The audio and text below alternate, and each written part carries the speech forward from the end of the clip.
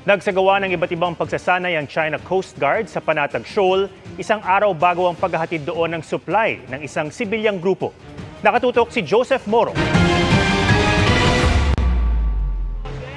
Sa video na ito ng Chinese-run TV station na CCTV na iniulat ng Reuters, ipinakita ang mga pagsasanay umano ng Chinese Coast Guard sa mga emergencies sa may Scarborough Shoal o Panatag Island. May kunyaring mga nalunod at kailangang sigipin at ready rin mag-deploy ang kanilang Coast Guard. Inilabas ito bago ang nakatakdang civilian mission ng grupong Atinto sa Panatag Shoal na maglalayag bukas. Layo ng civilian mission na ipakita na ang tubig sa may Panatag Shoal ay sakop ng Exclusive Economic Zone o EEZ ng Pilipinas.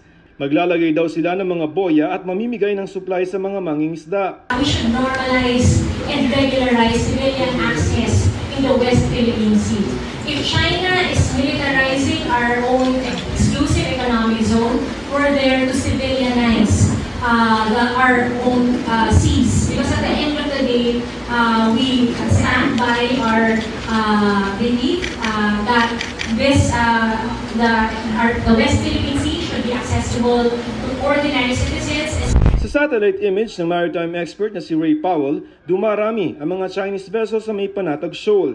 Ando na raw ang may 29 na mga Chinese maritime militia vessel at 5 Chinese Coast Guard, pero di raw nababahala ang Atinto mission. Sakay kami ngayon ng barko ng Coast Guard na magpapatrolya sa Baho de Masinloc para masiguro na ligtas ang civilian mission ng grupong Atinito, bagaman hindi ito aktibidad ng gobyerno.